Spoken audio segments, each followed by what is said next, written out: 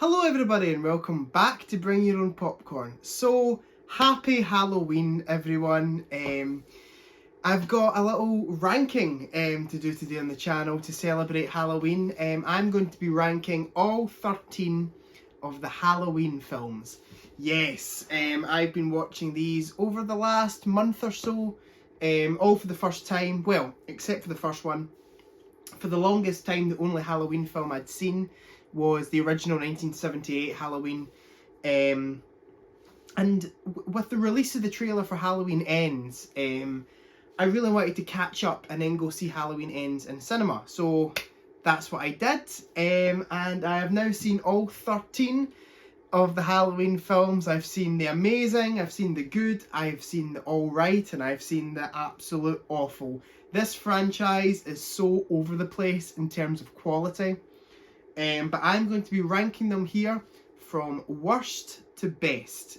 So let's get started with number 13. Okay, so coming easily in last place is Halloween Resurrection. Now, I'd heard so many awful things about this film, and after watching H2O Halloween, or H20, however you want to say it, and being quite surprised by the quality of that film, I was actually thinking to myself, okay, this might be alright. It was dreadful. Halloween Resurrection isn't just the worst Halloween film, it's one of the worst films I think I've ever seen. This movie was an abomination from start to finish. Well, the first 10 minutes are easily the best 10 minutes of the film. Because that's the 10 minutes that contain Laurie Strode. And yeah, because it happens in the first 10 minutes, I'm not going to count this as a spoiler, but they kill Laurie Strode in the first 10 minutes of the film. And at that point, I kind of lost all hope for the rest of the movie. Considering that H2O is Laurie Strode's big revenge film, and then the next one just kills her off immediately. Yeah, isn't great, but the first 10 minutes is easily the best part about the film. The rest of it, we're introduced to these really, really annoying characters with absolutely no characterization at all. They're just really awful, and the acting is absolutely dreadful. And we kind of have this reality show style where basically what they do is they set up cameras in Michael Myers' house and get loads of volunteers to go in and spend, I don't know, I think it's maybe a night in Michael Myers' house, and of course Michael Myers isn't happy about this, comes and kills them all. It's a decent premise for a horror film. For the context they use it in with this Halloween film, it doesn't work at all. It falls completely flat on its face. Rick Rosenthal directed this, and he directed Halloween 2, and I praise his direction in Halloween 2, and it's absolutely awful here. He actually just basically mocks his own directing style with this film. It is absolutely dreadful. The writing's awful, the acting's awful, the direction is terrible.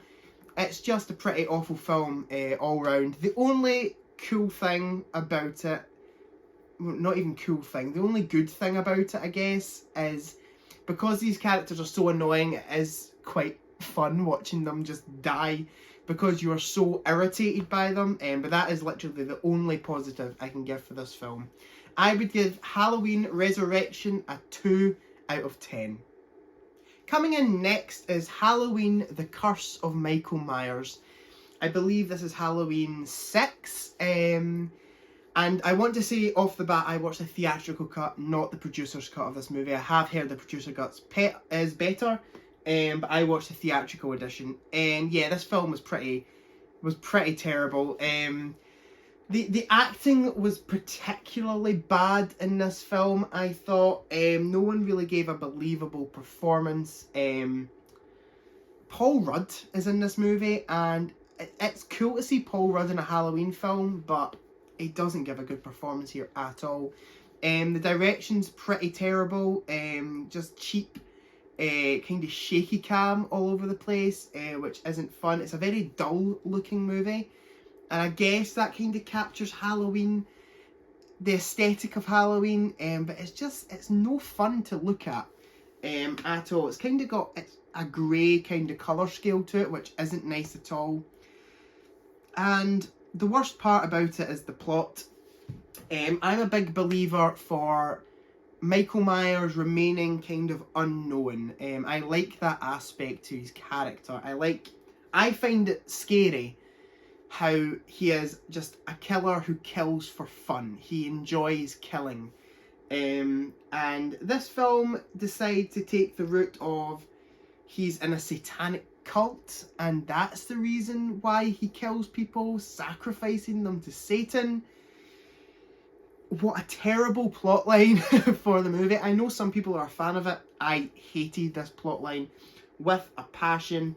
The kills are fun, I guess. It's quite a brutal Halloween film, and I heard the producer's cut's even more brutal, so I might prefer that.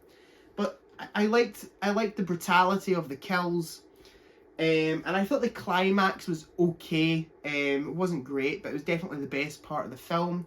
There's also this one really cool scene where Loomis hears Jamie mention Michael's name on the radio, and his face is just kind of like, and that's a really cool scene. And I'm pretty sure the theme plays over that scene, which is pretty cool.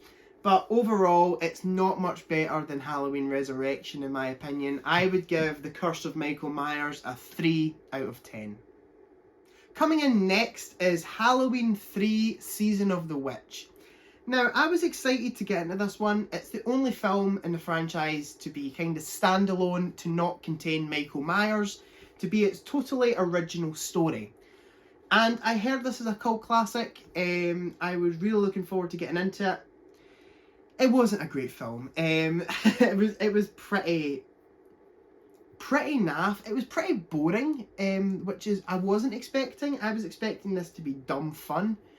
It's pretty boring for a majority of its runtime. It's also pretty obnoxious, and it just takes this franchise totally into the supernatural, which it's kind of been hinted that Michael Myers is supernatural in some of the films, but this film just takes the Halloween franchise totally into the supernatural. The acting's bad. It is really bad in this film. The direction is okay. It kind of captures Halloween pretty well, especially with the masks, the silver shamrock masks. That's all captured pretty well. There are some really terrible effects in this movie. The CGI is not good. Especially there's like this whole scene where a laser like shoots through someone's head. It looks terrible. There is some creepy horror imagery, especially the scene involving what the masks do. I won't explain much more, but if you've seen the film, you know the scene I'm talking about. When it's revealed what the masks do, that's pretty awesome, pretty scary imagery. But all in all, it's a pretty stupid, dumb film. Not even dumb fun. It is boring. The characters are terrible. The relationship you can't get invested in at all. It happens too quickly, literally in the space of like a day. Yeah, it's not a great film. I would give Season of the Witch a 4 out of 10. Coming in next is Rob Zombie's Halloween 2. Sorry to my good friend Movie Worm, who really likes this film. Yeah, Jordan, I'm sorry. I didn't like this film too much. After watching Rob Zombie's Halloween 1 and actually being alright with some of it, I was actually looking forward to getting into this, because it's kind of became... a lot of people say it is better than the first Halloween, Rob Zombie's first Halloween, and yeah, it's a pretty bad film. I will say, I'll give the film this, it is not an exact remake of the original Halloween 2. I like that. And I also like how they set it up where you think it's going to be a direct copy of the first Halloween 2, and then they go in a totally different direction. That's all really cool. I also thought the climax and the ending, like the last 15 minutes, was pretty awesome. And I would love to have seen a Halloween 3 by Rob Zombie, just because of where they left this film. But that's only the real positives I can give this movie. The tone that Rob Zombie creates is disgusting. It is horrible. It's actually probably the Halloween film that offended me the most with how totally disgusting it is. Slasher films are meant to be fun. They are meant to be... I know there's a lot of killing that happens in them, but they're meant to be fun. This is just so graphic and so brutal that all the fun is just stripped completely out of it.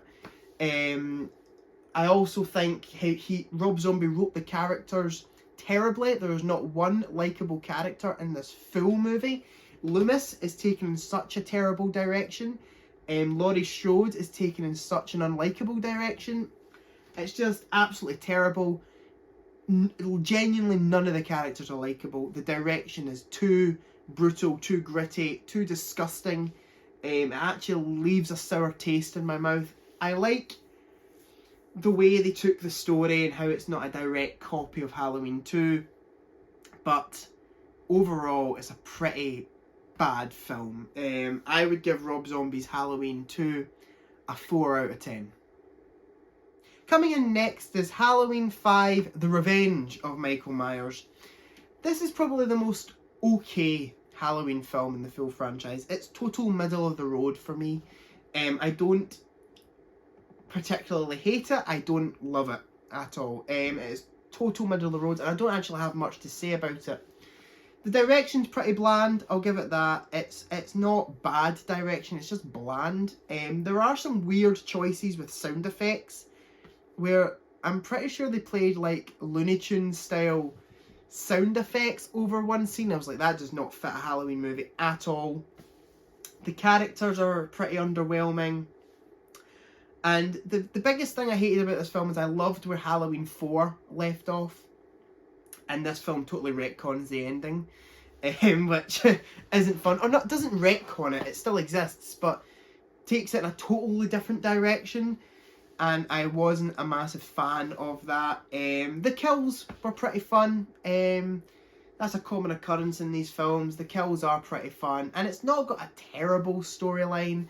It was engaging enough where I didn't like go on my phone or anything during the movie.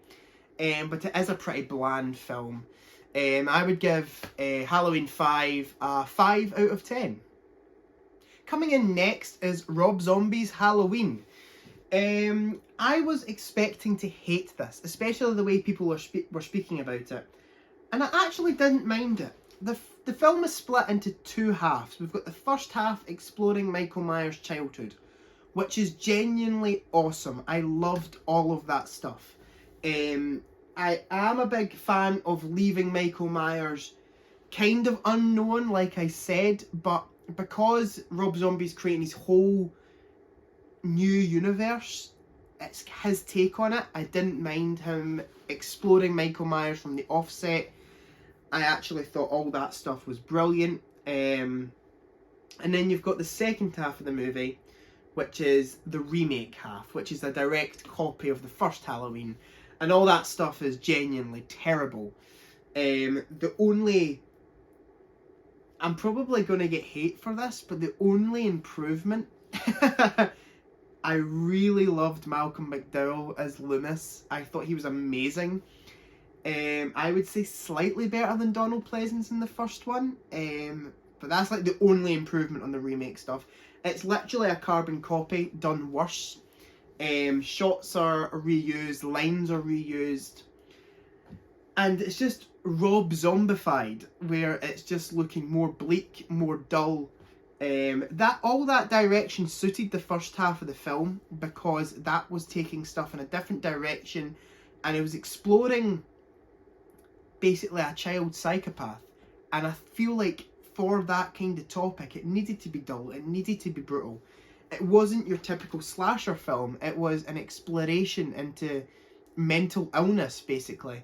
And because the second half of the film wanted to be the fun slasher film the first one was, because the style continues into that second half, it doesn't work. So yeah, I didn't mind Rob Zombie's Halloween as much as some do. I loved the first half, hated the second half, but for that first half alone, I'll give the film a 6 out of 10. Coming in next is the new one, Halloween Ends. Yeah, I heard a lot of people slating this, but I didn't actually mind it as much as some people obviously did. It was a good Halloween film, but a bad final Halloween film. And I'll explain what I mean. This film should have been focused on Laurie Strode and Michael Myers. That's what the full franchise has been setting up towards. And it does focus on that in the last half hour. And that last half hour is perfect. But the rest of the film, it creates this new storyline involving this guy called Corey. And whilst that storyline is pretty good and pretty well done, it should not be in the final Halloween film. I like how they explored the whole concept of evil through Corey, and that's like a core theme throughout all the Halloween films. I love how they explored that, but again, this film should have been focused on Laurie and Michael. And Michael's hardly in this film. He's in small snippets in the first 3 quarters, and then he's in the last quarter of the movie, which is pretty terrible and pretty sad. But as I said, I thought the last 45 minutes, because when the kills start to happen, and then there's the showdown between Laurie and Michael, and the actual physical ending of the film, all that stuff's amazing. I loved all of that. There's some really brutal fun kills in this movie, especially the DJ kill. I won't say any more, but that's a lot of fun. But the first half of the film, it's a decent storyline. It just shouldn't be here. I will say the direction's good. It's probably David Gordon Green's worst direction out of the 3 films he did, but it is still good. The cinematography's pretty nice. The performances are good. I thought the guy playing Corey was actually he gave a good performance. Jamie Lee Curtis is great, as per always. But yeah, I'm quite confused about my thoughts in this film, because I did like the stuff they did. I just think it's pretty underwhelming as the last Halloween film. Out of 10, I'd give it a 6 out of 10. Coming in next is Halloween Kills. Now, this film was a mixed bag for me. I thought the first act was pretty good. The middle was filler rubbish. And the third act was awesome. So it was a very mixed bag for me. It started off pretty well, telling an interesting story. How there was more to that Halloween night in the first Halloween film than meets the eye. The middle was just filler. That's all it was. It was pretty terrible filler as well, in my opinion. And then the third act was awesome. I loved the third act.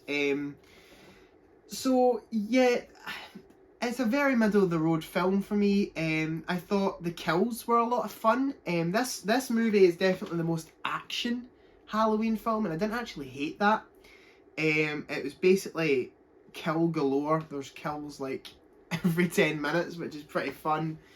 I thought the acting was pretty good, and I thought the direction by David Gordon Green was pretty good. And I love the way these films, especially, well, Halloween Ends not so much, but Halloween 2018 and Halloween Kills, I love how they handle Michael Myers, how they just make him this serial killer who just loves killing people. It's it's just the way that character should be handled. That's how to make him scary, and this film does it well. But yeah, it's just that middle act that's kind of just filler for me, where the town are kind of rising up against Michael. The characters kind of become slightly unlikable at times, and there's this whole scene with another mental patient that almost just feels undeserving, like it doesn't need to be there. It feels like they're trying to say something, even though I'm not fully sure what they're trying to say. Yeah, it's a decent film. I'd watch it again. I'd stick it on if there was nothing else really to watch. But I give Halloween Kills a 6 out of 10. Coming in next is Halloween 2. I liked Halloween 2. I was really excited for it coming off of Halloween 1. Because we'll talk about Halloween 1 in a little minute. But yeah, I really love that film. And I love the way they took the film. I love how it feels like an Act 2. Like it's set just after the first one ended, and I love that. I feel like Halloween 1 and Halloween 2 kind of go hand in hand now. And with H20 added on at the end, you get this kind of perfect trilogy in my opinion. But yeah, Halloween 2 is a lot of fun. I think the setting of the hospital wasn't particularly great. I wasn't as terrified as the streets of Haddonfield. I thought it was a much better setting. But yeah, it was a good film. The performances were good. The kills were fun. It ended well. I thought if that was the ending of the Halloween story, I would have been pretty satisfied. Yeah, what else have I got to say? The direction. Rick Rosenthal directs this, and he directs this film brilliantly. He really seems to capture Carpenter's direction from the first one. Yeah, there was something I didn't like about this film, and I know some people do, but the whole twist in this film, where they try to give a reason for Michael Myers going after Laurie Strode, I won't say what the twist is. It doesn't work at all for me here. I hate it when they try to give Michael Myers a purpose. And it's also done in this horrible, just throwaway line where if you literally covered your ears for 5 seconds, you would miss it. It's not brought up again in the film, so I don't even know why they did it. But I really didn't like that twist in the film. But the kills were fun. It was pretty scary, I thought. Yeah, it's a fun Halloween film. I'd give this one a 7 out of 10. Coming in next is Halloween 4, The Return of Michael Myers. I really enjoyed Halloween 4. I was quite surprised at how much I actually really liked it. I dug a lot of the stuff they'd done with this film. Obviously coming off of Halloween 3 Season of the Witch, I couldn't wait to see Michael again. And I thought he was back and better than ever. Obviously the film is a lot more over the top than the first two, but it's fun. It's just a fun film. The story was decent. I didn't like how quickly they wrote out Laurie Strode, but I thought the way they took the story was interesting with Michael Myers' niece. I thought that was pretty cool. Also Danielle Harris gives a great performance in this film.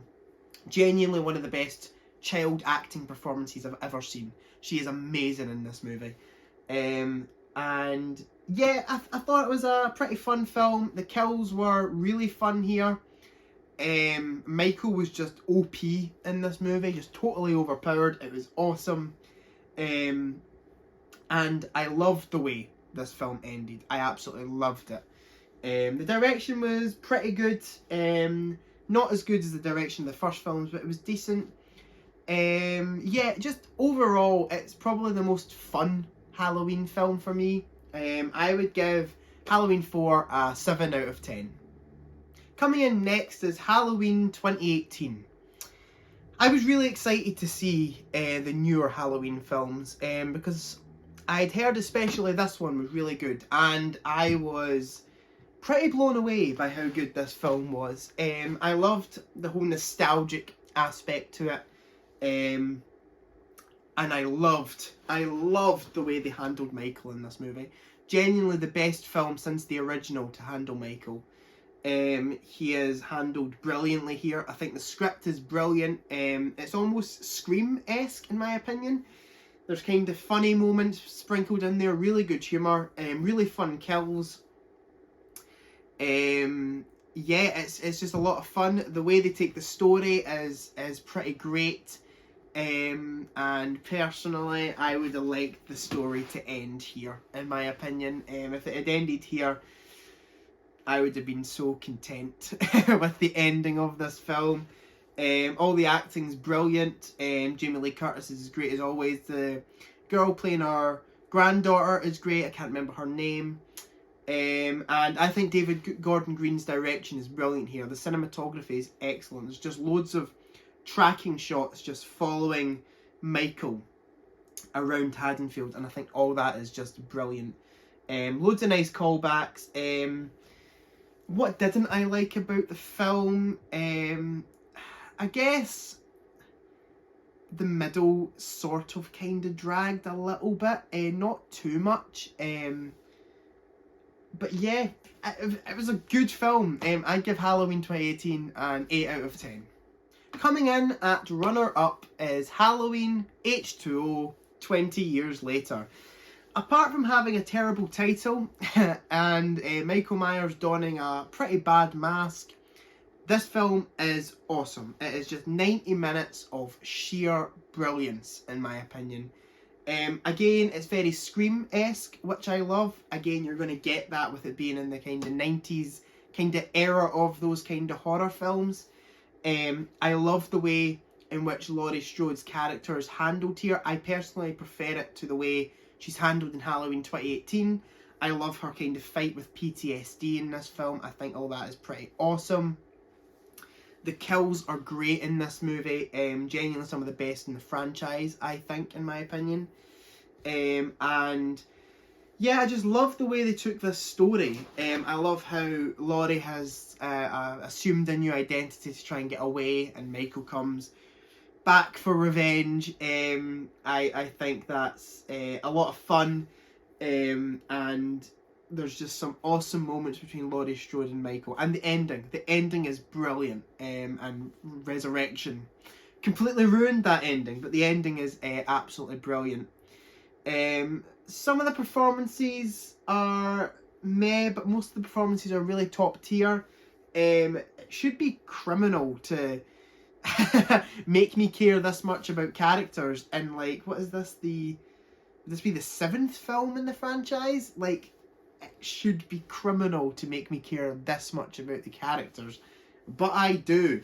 Yeah, it's a really great film. I would give Halloween H2O 20 years later, again, that title could have been shortened down a bit. I would give it an 8 out of 10. And coming in at first place is, of course, the original Halloween, or John Carpenter's Halloween.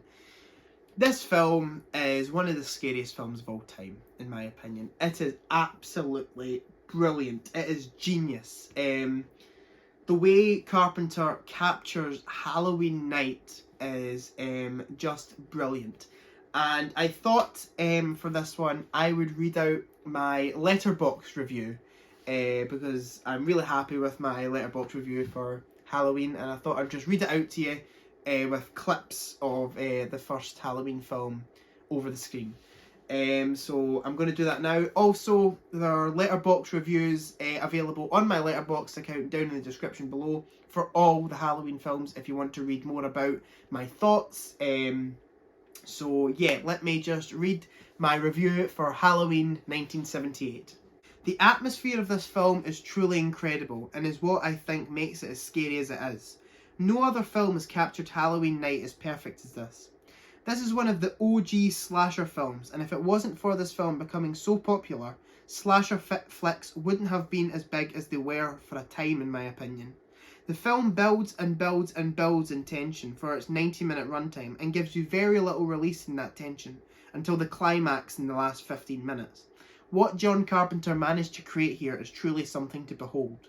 Carpenter's direction is pretty much spot on, with his genius camera work and editing style in full play here. He holds on shots for the perfect amount of time in order to build fear without it becoming boring. The cinematography is also really nice, especially with a long continuous shot that opens the film. Absolutely brilliant. The low budget gritty feel of the film just adds to the atmosphere of the movie, in my opinion. If this was a multi-million-dollar film, it would have been too stylised and therefore lacking the fear that it managed to generate. The script, written by Carpenter and Deborah Hill, is pretty revolutionary, even though it is telling a really simple story. All the dialogue's natural and enthralling, the characters are written very well, and they also managed to create one of the most iconic horror villains of all time, Michael Myers, who still gives me the fear to this day. The mask they picked for him also doesn't get the credit it is due. Even though it's such a simple design, the emotionless expression mixed with the pale white face is nightmare material. The ending is also perfectly written in my opinion, and if it had been left like this with just the one film, that ending would be even scarier than it already is. All the acting is good. Some performances from the side characters lacked a little and left something to be desired, but due to the $325,000 budget, I can understand this. Jamie Lee Curtis is really good as Laurie, and Donald Pleasence gives a pretty good performance as Loomis, even though it sometimes looks like he doesn't want to be there.